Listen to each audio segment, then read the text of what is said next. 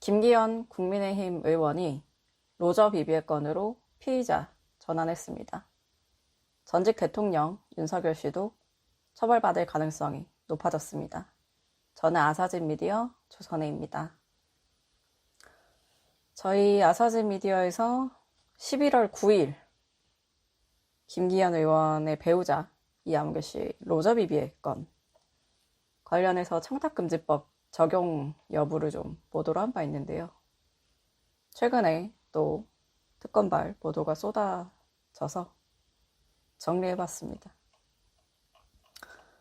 김기현 국민의힘 의원이 배우자 이아무개 씨의 로저 비비의 가방 전달 의혹과 관련해 피의자 신분으로 전환됐습니다. 이 씨의 특검 조사와 김기현 의원 자택 국회 사무실에 대한 압수수색도 진행이 됐는데요. 법조계에서는 김기현 의원 부부의 사법 처리 가능성에 주목하고 있습니다. 특히 이 사건의 법리 적용 결과에 따라 당시 금품 수수 사실을 알았는지 여부가 쟁점인 전직 대통령 윤석열 씨 청탁금지법 위반 의혹도 수사선상에 오를 수 있다는 관측이 나옵니다. 김건희 특검팀이 지난 17일 서울 성동구 김기현 의원 아파트와 국회의원 회관 사무실 압수수색했습니다. 앞서 특검팀은 지난 11월 6일 김건희 씨 자택 압수수색 과정에서 김기현 의원 배우자가 쓴 김기현 의원의 당대표 당선을 도와주셔서 감사합니다 라는 취지의 손편지와 프랑스 명품 로저 비비의 가방을 발견했습니다. 아크로비스타 압색하다가 나온 건데요. 로저 비비에, 전 처음에 로저 비비에가 뭐지? 입에도 잘 안 붙고 프랑스 명품이라고 합니다. 명품이 되게 많더라고요. 특검팀은 지난 2023년 3월 국민의힘 전당대회 당시 윤석열 씨가 김기현 의원의 당대표 당선을 도와준 대가로 가방을 제공한 걸로 보고 있습니다. 지난 5일, 12월 5일 김기현 의원 배우자 이아무개 씨가 특검 조사 받았죠. 가방 전달 경위에 대해서는 진술하지 않았다고 합니다. 이런 상황에서 김건희 씨에게 전달된 로저 비비의 가방값이 김기현 의원 세비 계좌에서 빠져나갔다는 보도가 나왔습니다. 지난 17일 JTBC 단독이었습니다. 이 씨는 2023년 3월 16일 서울 강남 백화점에서 267만원짜리 로저 비비의 손가방을 샀다. 상품권과 백화점 포인트를 썼고 나머지 절반가량은 신용카드로 결제했다. 특히 특검은 신용카드 결제 대금이 김기현 의원이 국회의원 세비 급여를 받는 은행 계좌에서 빠져나간 사실을 확인했다는 보도가 나왔습니다. 이어 JTBC는 김기현 의원은 배우자끼리 사회적 예의 차원이었다고 주장해왔고 이 씨도 특검 조사에서 남편은 모르는 일이라며 주부라서 카드가 남편 계좌와 연결돼 있었다고 진술했다고 했습니다. 주부라서 남편 계좌와 연결이 돼 있었을 수 있죠. 신용카드를 긁어서 로저 비비의 가방을 샀는데 그러면 응당 2023년도에 일어난 일입니다. 김기현 의원은 이 백화점에서 긁은 거 뭐야? 어디다 쓴 거야? 물어봤어야 되는 거죠. 그러니까 특검은 제 생각엔 김기현 의원을 공범으로 보고 있는 것 같습니다. 후술하겠지만 청탁금지법에는 공직자의 배우자의 수수금지 금품을 누구라도 줘서는 안 된다고 돼 있고 처벌 조항도 있습니다. 뒤에 설명을 더 드리겠습니다. 또 김기현 의원이 직접 가방을 전달했을 가능성이 있다는 보도도 나왔습니다. SBS는 지난 17일에 단독이 많이 나왔습니다. 기사에서 특검팀은 구매 경로 추적을 통해 이 씨가 3월 8일에 치러진 전당대회 직후인 3월 16일 가방을 구입했고 다음날 이 씨 차량이 국회에 출입한 기록을 파악했다. 특검팀은 당대표 당선 이후 대통령과 월 2회 회동을 갖는 등 잦은 만남을 가진 김기현 의원이 3월 중순쯤 직접 가방을 전달했을 가능성이 높다고 본 걸로 전해졌다. 고 보도했습니다. 2023년 6월 한국신문 방송 편집인 초청 토론회에서 김기현 의원이 대통령과 1대1 회담 자주 하겠다 했는데 사실 굉장히 자주 해왔다. 여러 차례 제 기억엔 10번 이상은 만난 것 같다. 1대1 형태로. 라고 발언한 것도 SBS 보도에 있었습니다.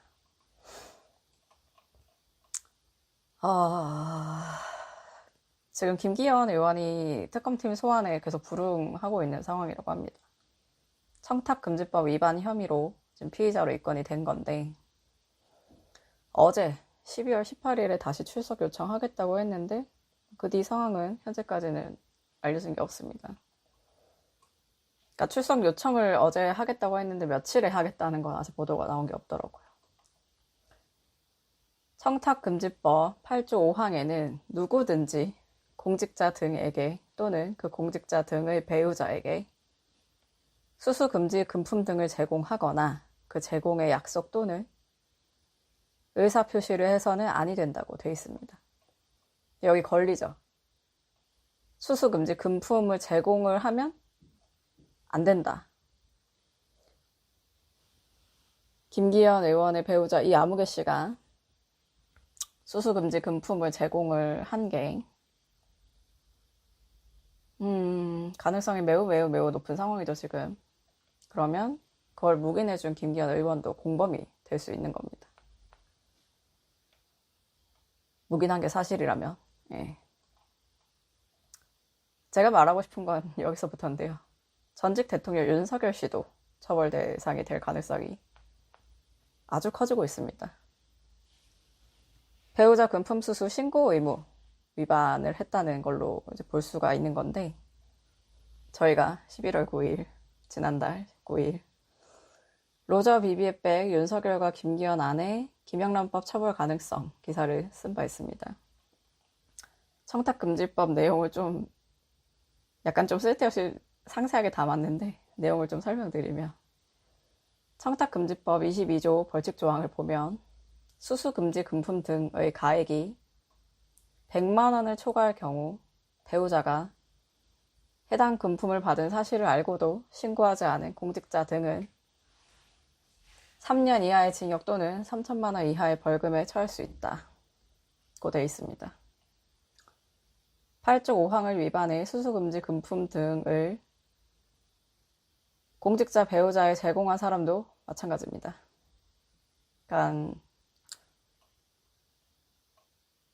어느 정도든 금품 등을 받으면 안 되고 주면 안 됩니다. 준 분은 금액에 상관없이 처벌이 가능하고요. 받은 분도 공직자의 경우에는 대가성이 입증되지 않더라도 처벌이 가능합니다. 근데 이 부분 같은 경우에 공직자 등의 배우자이기 때문에, 그러니까 대통령의 배우자이기 때문에 받은 김건희 씨는 좀 해당이 안 될 가능성이 좀 높고요. 다만 이걸 알고도 신고를 하지 않았다는 게 사실로 밝혀질 경우 윤석열 씨도 처벌 대상이 될 수 있습니다. 집에 같이 살고 있었잖아요. 관저에. 별거를 하던 상황이 아닙니다. 김건희 씨가 가방을 하나 가져왔는데 윤석열 씨가 그 가방 뭐야? 어디서 났어? 라고 물어보지 않았을 수도 있겠죠. 그런데 저도 결혼을 해서 부부 생활을 하다 보면 당연히 알 수밖에 없다고 저는 생각합니다.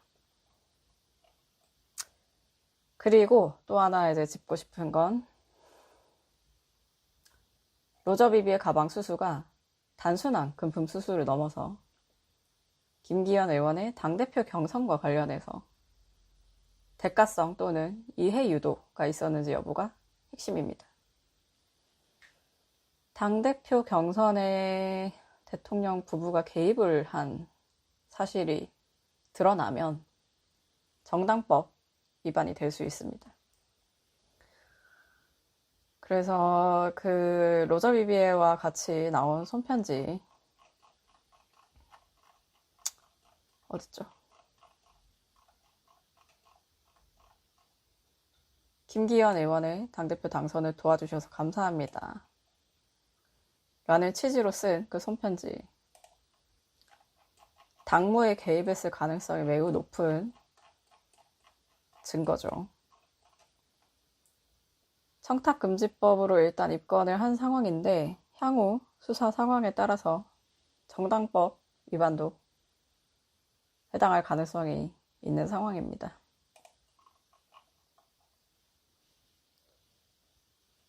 저희가 한 달 전에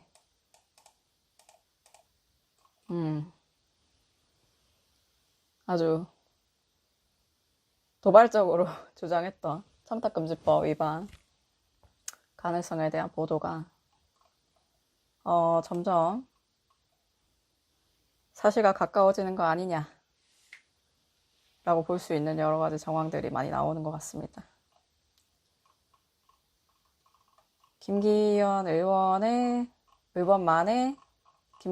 부부만의 일이 아닙니다, 지금. 윤석열 씨 부부도 같이 처벌이 될 가능성이 짙어지고 있는 상황입니다. 뭐 노은인데 권성동 의원도 최근에 징역 4년 구형 받았잖아요. 그래서 저는 잘 몰라가지고 잘 나왔나 했는데 어떤 부분의 주장을 보니 징역 4년을 구형하면 선고에서 징역 3년 이하로 나올 가능성이 크고 그 경우에는 집행유예도 나올 수 있다고 하더라고요. 약간 검사 출신이라서 약하게 때린 거 아니냐. 최근에 그 초코파이 사건으로 그 유죄가 나올 뻔한 상황도 있었잖아요. 다행히 무죄로 종료가 됐는데 통일교 측에서 1억 원을 수수한 혐의인데 징역 4년 구형이 말이 됩니까? 그래서 김기현 의원 부부의 사건도 요거는 뭐 처벌 수위가 이미 뭐 징역 3년 이하에 처할 수 있다 이렇게 나와 있긴 합니다만 정당법 위반까지 적용이 되는지 들여다보면 또 처벌 수위가 달라질 수 있지 않을까 생각해 봅니다. 오늘은 여기까지고요. 시청해 주셔서 감사합니다.